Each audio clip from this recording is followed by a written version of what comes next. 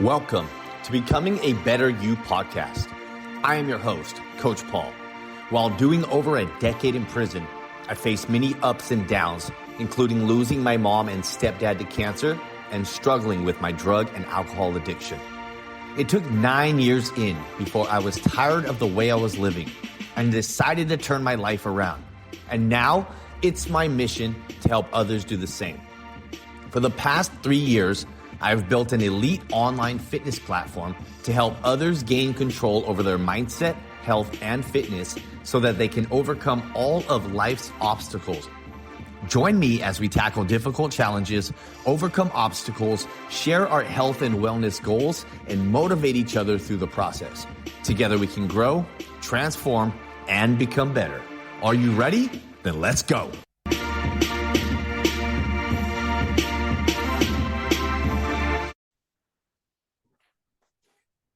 Hey, what's going on, everybody? It's your boy, Coach Paul, back for another episode of Becoming a Better You podcast with me, Coach Paul. I am your host, I am your friend, I am your coach. This is episode number 4. So if you have listened to any of our other episodes, then go back and check out episode 1 through 3, just getting to know me better. Episode number 4, this is actually our first interview on this podcast. And I got my boy Justin here today. And, I could tell you all about Justin, but I just spend the whole episode bragging and boasting about how awesome he is. Instead, I'd like Justin to introduce himself. So, Justin, what's up, bro? What's going on, man? Thank you, man. It's an honor for being on your first episode, man. Huge congrats on what you're doing. So, yeah. I mean, just to kick it off, I'm from Oakland, California, born and raised, introduced to violence at a young age, mother and father into the drug game and all of that good stuff. Faced adversity at a very young age, didn't really know exactly what I wanted to do with my life. Dropped out of school in the 7th grade, never looked back and hit the streets running. And, from gangs, guns, violence, drugs, and all of that good stuff to homeless, to addiction and incarceration. So, I mean, if you could name it, I've probably done it. And not too proud of it, but I am proud of who I am today. And in order for that to happen, I become the person I am today. And that's a better person than I was yesterday or years ago. I'm a firm believer in breaking the impossibilities, which is my brand and which I'm trying to push as well into the future, to just know that anything is possible and nothing is impossible. If you break that word impossible down, it's impossible. So there is no impossibilities. It's just for you to do it. No excuses, just to go out and just handle your business and become the better you, right? So that's another reason why I appreciate you bringing me on to this podcast, man. I've watched your journey. Very happy for you. I would say proud, but sometimes I feel like when somebody says I'm proud of you, it's like a parent to a child looking down. But I'm very happy for your growth and very, very generous for this opportunity, man, that you've given me to be on this podcast. So, man, thank you again. Yeah, no, thank you. That's a great introduction. Thank you so much for joining us today, man. It's an honor and a privilege to have you here, have an opportunity for us to just share some value to the world. And like you said, break those impossibilities. You and I have a lot of similarities in our stories, right? And I think sometimes it's just, it's important, people will listen to the podcast, they'll hear my story, they might follow me on social media, and they'll know my past, they'll know my story, and they'll be like, oh, that's so amazing that Coach Paul went to prison and was homeless and did drugs, and now he's changed his life, but I really wanted to bring other people on this show to show that I'm not the only one that's doing it, right? And that it's possible, right? It is possible to overcome any obstacles that get on our way. And I just wanted to kind of just go back to some of the things you talked about and have you touch base on them, however you would feel comfortable doing it. You talked about, your mother and father being in the drug game, so they don't really set a positive example for you. So how was that growing up without a parental household that wasn't really setting a positive example for you? Well, it goes back to just like what's normal, right? The social norms in your culture, and then that starts with your family, right? So kind of ties into all of that, and like who I endured to become. It's like I seen violence within my home between my mother and my father. I've seen them fist fighting, Mike Tyson and Evander Holyfield, up close and personal. You know what I mean? So just like I thought that was normal. So what I did when I went outside of the home, I reacted and did what they did, you know, and I got in trouble for it because in normal society, that's not right. You know, was introduced about 5 years old, the FBI kicking down my door, coming to look for my mom, you know, and I mean, it was just something that I've never experienced and I was scared to death. But as it happened over and over and over again, it just felt like, well, it's just a normal routine. This is how life goes. You sell drugs to survive. You commit violence to people that disrespect you, right? To earn your respect. It's not about show respect to get respect. It's just about getting respect.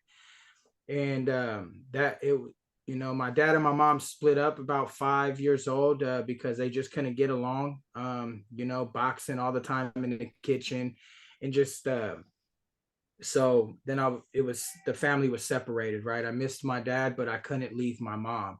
My mom was my superhero, right? There's nothing that she could have did wrong. It didn't matter. Like, she went to prison so many times and left me. And but I looked at it like, well, she's out here trying to provide for me. At least I'm not in the system. At least I wasn't in CPS. I didn't go to the foster homes like some other people have, right? And I'm not saying that I'm better. It's just that, like, by the grace of God, I was blessed with that opportunity not to endure that situation. Yeah. So those are the things that, like, I'm blessed for. But like, now that I look back on it, it's everything that I don't want to do for my children or my nephews or my nieces coming up. Like, it was hard, bro. Like, it was really hard to, like, even be a part of that, because you never know. Like, when I seen the police coming down the street, I knew they were coming to my house, you know. Like, they would stop me on the street and ask me like, hey, where's your mom at? And I'd be like, bro, I don't know, you know what I mean? Like, yeah, 6 7 years old, like, they're like getting at me.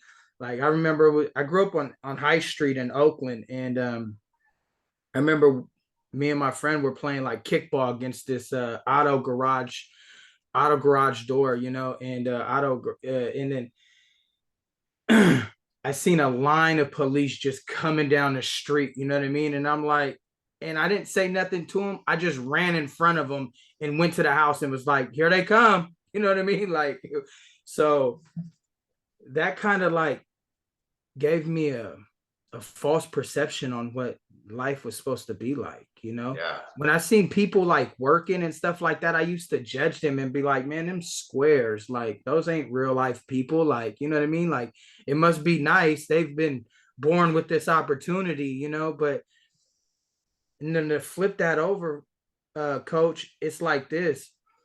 Now that I live this life, all them opportunities weren't given to people. You know what I'm saying? Like, we had to earn what we got today. You know what I'm saying? And that goes for a lot of people. Like, you know, movies and rap videos will lie to you, you know, and those kind of like were like my teachers too at the same time, because my mom was gone. My auntie was a big figure in my life. She still is to this day.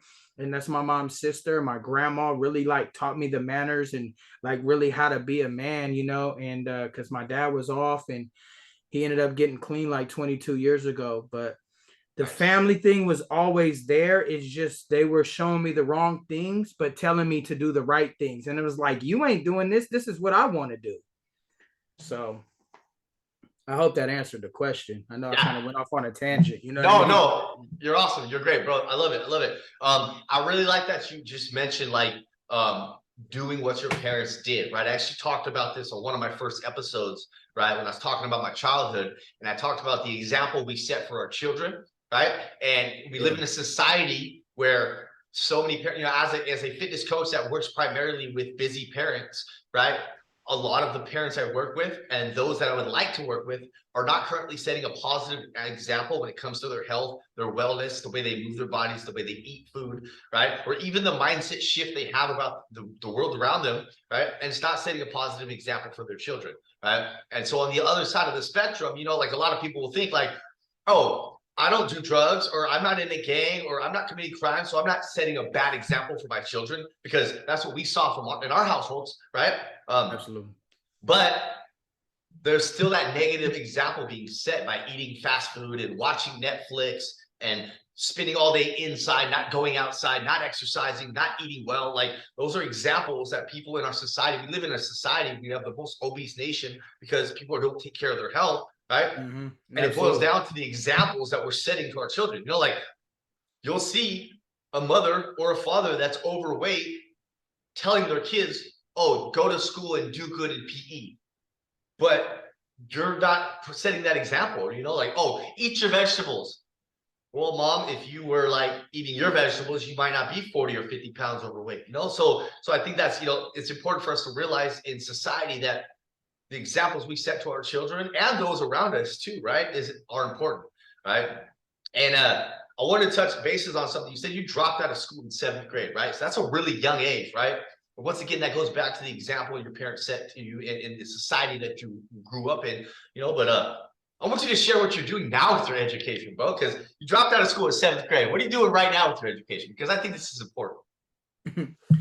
So, first and foremost, like, you know, I say dropped out of 7th grade, but I was like really kicked out. You know what I'm saying? I never made that decision to go back. So I decided it wasn't really a choice, yeah, I was just like, you know what, forget this stuff. So but today, like, and you know, when I was out there running in the streets, it's very important for everybody to know is like I always thought about like, well, people go to jail and get their GED, so I'll just save it for that time, so I'll have something to do, right? But I really never had time to sit down and try to go to school. I remember I went and signed up for merit one time because somebody told me they were giving out like $5,000 in Pell Grants, and I could use that money and it wasn't paid backable, right? So I was gonna go get that cash and use it in the streets. Thank God I never did, right? Never followed through with it. Thank God that I never had any follow through at that point in time. But so for today, like, once I went to jail, I started to work on my GED, and then I got transferred to another facility that they didn't have the GED. They didn't have 5 keys there. They had the high set test, but I was already 2 tests into my GED. So I was like, you know what? I'll just wait. And I found a program that was a year-long program that I didn't really want to go to because it was a year long. I just did a year in custody. So I went there anyways because of just all the beneficial factors, right? So I went there and they had 5 keys. So I ended up the first month and a half, I was already studying in jail. I had my own GED book and everything. It was like, God, they put it on the shelf and it was a practice test book. And I was just like, wow, what's the odds of finding this, right? So I was already practicing. So within the first month, I went to this program and I instantly passed my test. Nice. And I got my GED, something that I never thought I would ever get, you know what I mean? And I just cried because I was like, Mama, you'd be so proud, you know what I mean? Because my mama left me in 2000. Well, she was sent home, you know, from suffering and pain in 2013. I could tap a little bit more into that a little bit later. But now it's like, I was like, you know what? Education is knowledge and knowledge is power, right? So now I'm got my GED. I gone to CCAP Academy to finish my credentials to become a certified drug and alcohol counselor. Nice. And pass the state exam. Yeah. Then I was like, you know what? That's not even it, right? Because there's so many more impossibilities that I'm trying to break here, right? There's so much better of me that I'm trying to be. Let me go back to school, right? And shout out to Open Gate, right? To Rise, right? And I know, yes, sir. And I know you're involved with them as well, but like I got involved with them like within my first couple months of being in Santa Rita, and I met Denise Richardson and amazing. And Mildred, right? Yeah, beautiful women right there. Oh my God. And then they just came in there and they just killed the game. And I was like, I could go to college from jail? Like what?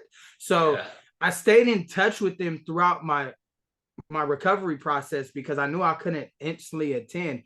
So finally we got it together, you know, my busy schedule, working 2 jobs. They allowed me to do online classes. Thank God, you know, well, not thank God for the pandemic, but the pandemic did benefit in some areas, right? But I just was like, man, so now I'm doing online classes, 1 class a semester to obtain a degree. Now I'm still battling to go like sociology or psychology, right? And right now I'm in introduction to sociology, right? So Soc 1, and Oh my God, can I tell you how much that is just tapped into my lifestyle? Like I just was like, oh my God, I've always been a sociologist, like thinking about why criminals do this, the deviance, the social norms, the workplace norms. Why do people act like this? Why do certain cultures do this? You know, doesn't matter about like your race or like, what country you're from to be a part of a certain culture. You know what I'm saying? And just like so amazing. So I'm on my way to get a degree, man. I'm taking one class a semester, so my projected date is to probably have an AA in about 10 years, but but nah, it's gonna be sooner. But I just, every step we take, right, is just, and like I just can't tap on this enough, is just to become better every day, right? Every day we're waking up with a different opportunity to make it better than it was yesterday. And no matter how you do it, just continue to strive for your best, and that's exactly my mindset, is to continue to do better. So I stay, in tune with the books. I try to read as much as I can, because yeah, I've never been inside of a high school, bro. Like I've never been inside of a high school. Like I just started going to high schools and speaking to the kids, and I had a moment where I shared with them, was like, you guys are sharing something with me that I've never experienced in my life. And believe it or not, it's like this is my first time in a high school classroom.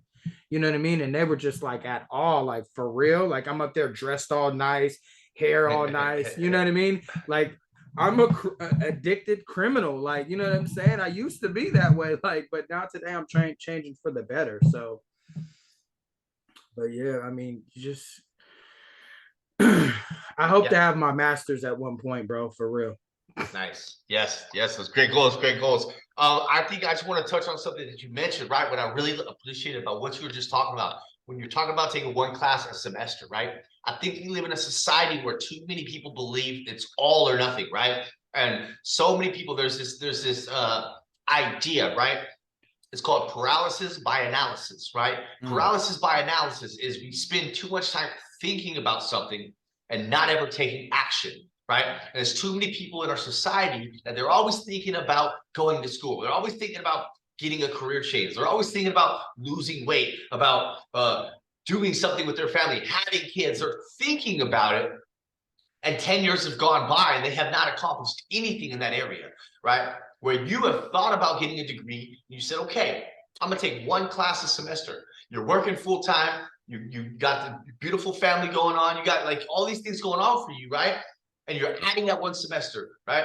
And eventually maybe you'll add a second class, but it's like it's about adding a little bit at a time, letting it fit into your life and taking those slow steps forward, right? The goal is to become better, right? It's not to become better than anyone else but yourself. So if you take one semester and take one class this semester, that's one class more than you took last, then you've now bettered yourself, right? If you read one page out of a book, you've now bettered yourself. If you walk 10 minutes this week and 20 minutes next week, you've now bettered yourself. Like it's all about adding just a little bit at a time, right? And I think that's super important, right? And I really appreciate you talking about never going into a high school. I think there's a lot of people in society, and potentially a lot of people in my audience that are not going to be able to relate to that, right? They're not going to actually understand that there are actually people that have never even gone to high school, right? That are now successful members of society. We live in a world where those things are not broadcasted openly, right?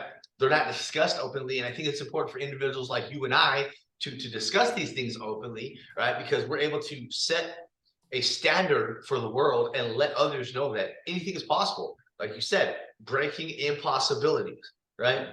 And I love that. I love that. I love that we talk about breaking impossibilities because that does coincide with becoming a better you, right? It coincides with growth, with overcoming obstacles, with overcoming struggles.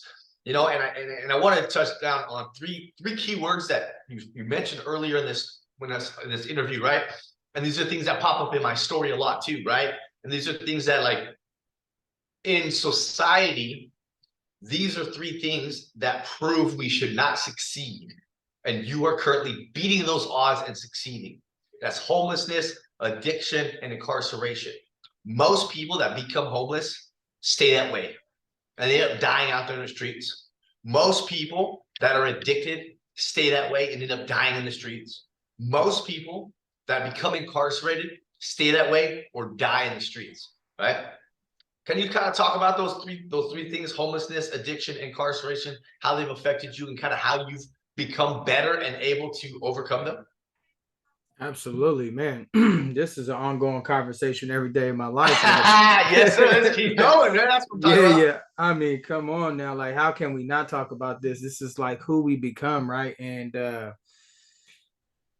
oh man, I had something else I wanted to say, but when you hit them three words, it's just like everything went out the window. Like homelessness. I mean, come on. Like, I mean, and as I talked about, like my mom being incarcerated, right? My mom being incarcerated. Um, like I can't even count on the like my birthday is April 26th, right? I can't even tell you how many times my mom went to jail on April 25th. You know what I'm saying? Like it happened so many times where I'd come home from school and then I'll just be like, my grandma would be like, Justin, and I'd be like, you gotta be kidding me, right? And before she would even say it, I would already know, you know. And so, and my clean date is April 28th. So my birthday and my clean date kind of coincide, right? And real quick, just for the audience, for those that don't know, what do you mean by clean date? Is the day that I stopped using drugs. Like nice. April 27th, I was rescued by the Pleasanton police and taken to jail. And right before they, and I don't know how rated this podcast is, but you can cuss if you need to, bro. Look, say it. 5 minutes before they banged on the door, I did a shot of dope. Okay. You see what I'm saying? And that's April 27th. So the very next day, April 28th, is the first day I had no drugs. You know what I'm saying? And that's what I mean by clean date. And that's 2017, you know? Yeah, so you're coming up on 6 years, bro. Absolutely. You too, that's right? Yeah, I'm coming up on 6 years in August, man. Yeah, fuck yeah, man. That's what I'm talking about, brother. Hey, 2017 was a great year, right? Yes, sir. So, but that was it. But so back to what I was saying, like my mom in and out of jail, like, and then when I was introduced, when I proclaimed my street status, as you would say, as I went to the streets and developed and adopted that lifestyle, every time my mom would go to prison, I was not able to stay at home. I was not able to stay there. The manager would not allow me to stay there. And I just couldn't stay there because of the type of lifestyle I was involved in. Shootouts, drugs, you know, all of that. Like, you know what I mean? Whatever video that you've seen, the rap video, whatever you hear on the news about this rapper this and this rapper that, like I lived that, you know what I'm saying? And so it's like, that's the type of lifestyle I was in. And so I would have to sleep outside at the park, like 14, 13 years old, like right across the street from my home, because I was not allowed in my house. They told me if I would even come to the house, my family would be evicted, right? My little brother, 7 years younger than me, 7 years old, still going to school, would be out on the street, you know what I mean?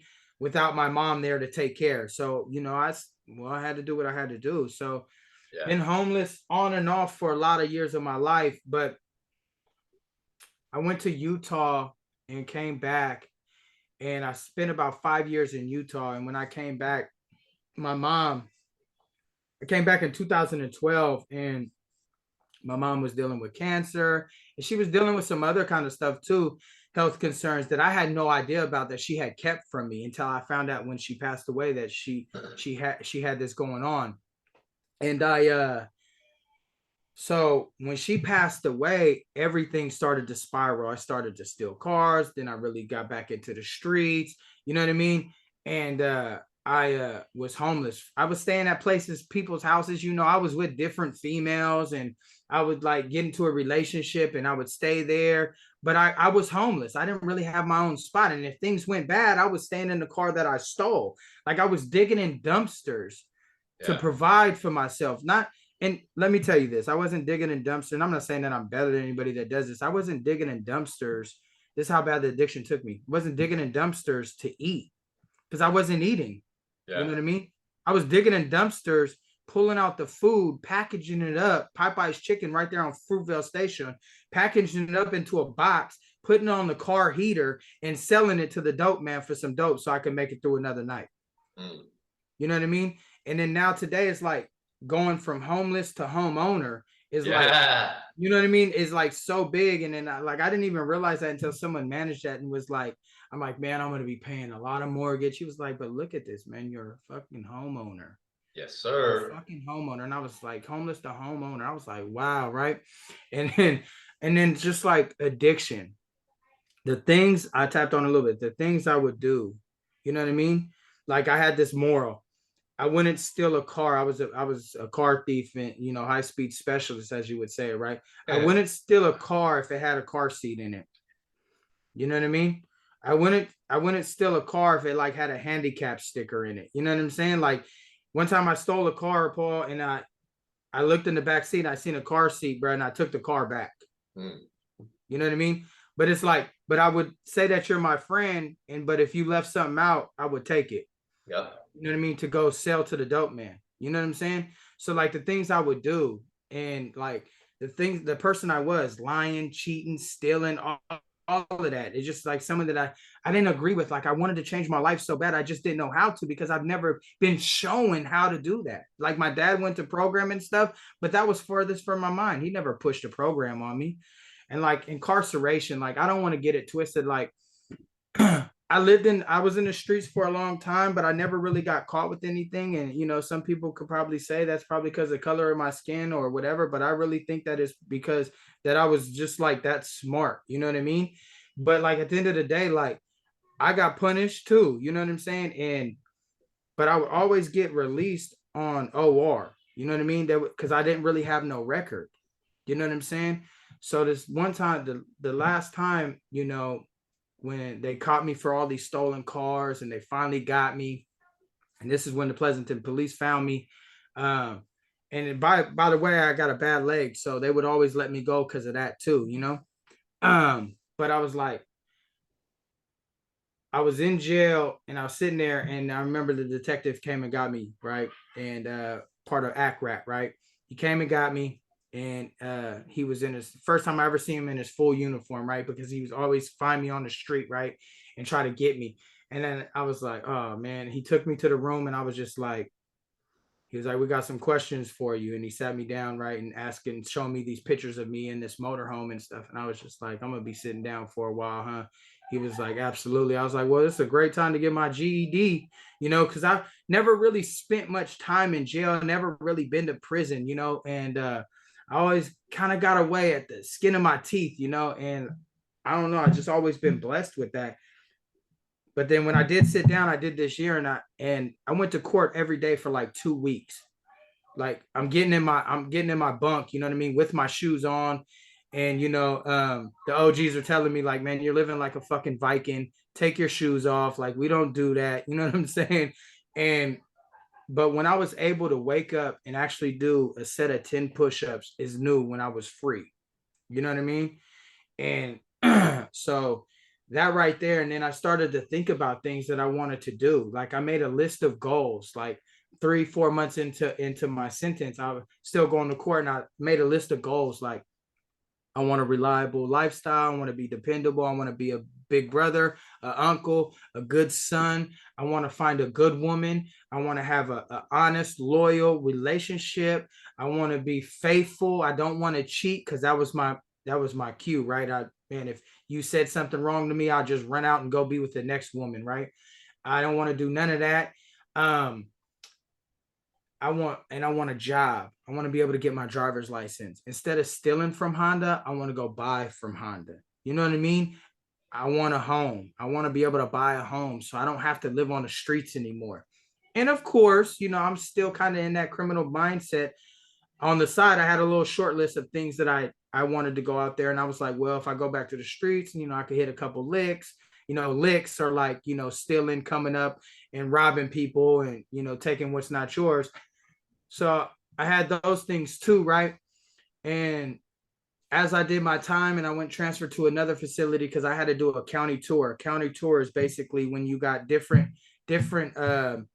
cases in different counties. So when you're locked up in one jail, these counties know that you're incarcerated. You'll serve your time at one jail and they'll come and get you from that jail. And then you'll go there and do the time that you owe them there and do the whole court proceedings over again. So I had to do that, right, with Marin. And as I did that, I get into Marin, and that's when I was introduced to a program. I did program dorm in Santa Rita. That's when I met Open Gate and did all this, started my GED. And then I went to there and did the program dorm in Marin County. And that's when I was introduced to Father Alfred Center and St. Anthony's Foundation, where I decided to go to change my life. And that's when I got there. I almost didn't make it to the program because of my leg. I was still going through surgery. I almost caught MRSA. Running from the police, I broke my leg. And the nurse practitioner didn't want to give me the program because it was a working program. And I went on and prayed to my mom and said, Mom, please give me this program. I don't know. I didn't believe in God because God took my mom. I had a bad relationship. I was mad at God for so long because I felt like he took her from me. Just recently, after, doing some work around myself, I come to realize that he didn't do that. He relieved her of her suffering. And I'm grateful for that. But I was like, please talk to your homie up there and tell him to give me this program because I really want to change my life. You know what I'm saying? And the next day he came to me. He was like, I'm going to give you this program, but you got to promise that you're going to go to the hospital. If you feel. I was like, man, you ain't got to say that because I'm going to do that automatically, But I went there, did the program, changed my life, But when I got in the program and I started knocking down things, setting small goals, right? Smart goals, right? And I start setting smaller goals for me. I'm going to complete 30 days in the program. I'm going to complete this workbook. I'm going to do this and do that. I started knocking these goals off, right? Boom. And then as like I get out the program, I start working and stuff. That goal list, I found it when I was cleaning out my garage one day because, I kept everything from jail, all the books and stuff, right?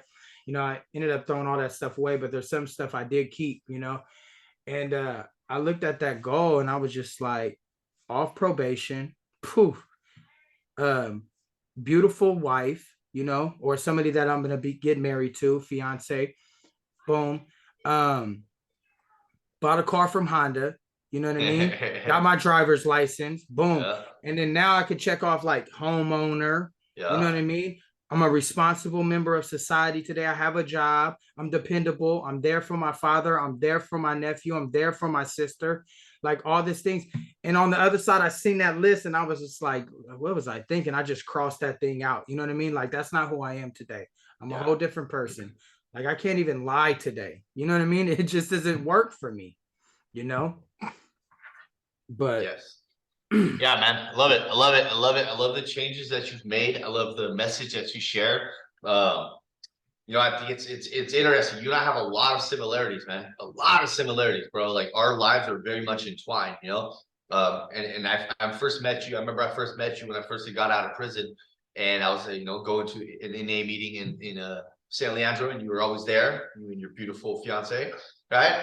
And I'd always see you there and say what's up. We chop it up and stuff, and we've been able to really support each other through social media and both spreading these positive messages, Yeah, man. A lot of similarities. My mom also passed in 2013 from cancer, right? I was incarcerated at the time, and my life spiraled at that moment, and I did a lot of. I basically extended my incarceration longer than it needed to be because of that. And yeah, it's crazy that your birthday's on April 26th, and your clean date is April 28th. This podcast is being recorded ahead of time, but this podcast launches on April 27th, right? Which is my mom's birthday. And it marks 10 years since she passed away. Well, she passed away not on her birthday, but in 2013, it's now 2023. So it's in the 10-year range of her passing on her birthday. We're going to launch this podcast. So this podcast episode is coming a few weeks after that. So it's going to be in May, right? So those of you listening to this podcast in May or even after May, I want you to go follow Justin. I want you to go wish him a happy birthday because he's an amazing human being. And we're recording this before his birthday, but it's coming out after his birthday.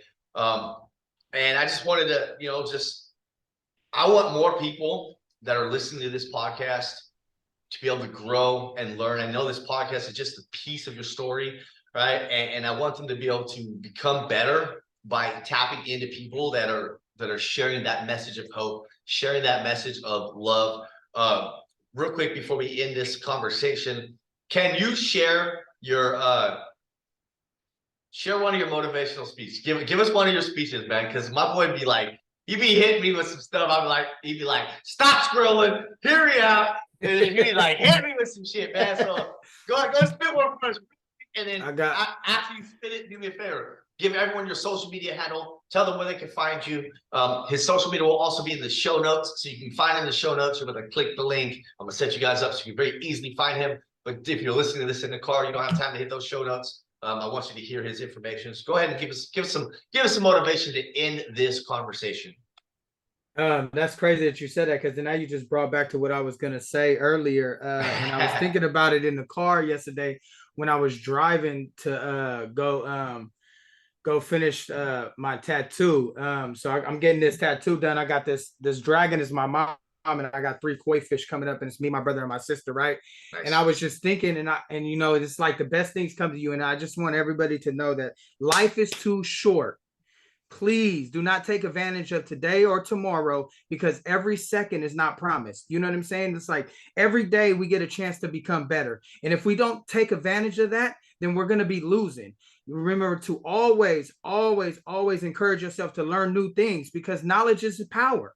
You know what I mean? Do not take advantage of tomorrow, and don't down yourself on what happened yesterday or last week, because we can't change that. All we can do is learn from that. And like I said, when we learn, we're winning, because knowledge is the power. Remember to believe in yourself, trust yourself, and love yourself, because I believe in you, I trust you, and I love you. And anything is possible. That means you are possible. And you can find me on Instagram, Breaking Impossibilities, on TikTok, Breaking Impossibilities, new podcast coming soon to you, which I'm for sure you are on that list, my man. Let's do it. Thank you, man. And just know recovery is possible. You are possible. And don't judge nobody. Like, that's it. Just like the judgment, we can't go in there judging anybody. Like, we can't compare. Comparison is the theft of joy. And one of my good friends have told me that is when you start comparing yourself to other people, and when you start judging what other people got, it doesn't work out, man. All you can do is what you can do. Take advantage of that. Walk your journey. And if you're having trouble, please reach out to somebody, because I can't implore enough about how much it means when you reach out to somebody and you don't hold that stuff in, and you talk to somebody about your issues. Find somebody that's very important to you, or that not important to you, or somebody you just want to vent to, because as soon as you let that stuff go, you're free from that. You know what I mean? So, and that's it, man. Thank you, man. I appreciate this opportunity again, man. Very happy for you, man. Super stoked your journey, man, and everything that, like, man, every time you pop on, I'm just like, every day I'm seeing like the first 3 scrolls is you, and I'm just like, man, he's killing the game. Mr. 3 phones. I was like, bro, do you pay all 3 of those phone bills or what? No, man, I just use them so I can tap into all my social media accounts at the same time and make a bigger impact in the world. So thank you, Justin, for your time today, man. To anyone listening to this podcast, we appreciate you, appreciate this opportunity to share some value, share some love. Go ahead and follow Justin at Breaking Impossibilities. You can follow me at _coach_Paul. Want to just spread love, spread peace to the world, and I hope that you all have an amazing day. Talk to you soon. Thank you for tuning in to the Becoming a Better You podcast. If you found value in today's episode, I'd love it if you'd share this podcast with someone you care about. If you appreciate the message I'm sharing, please give me a quick review and 5-star rating. This helps to spread the message further. And make sure to follow me on Instagram, _coach_Paul. With that being said, peace and love to all. I will catch you on the next episode.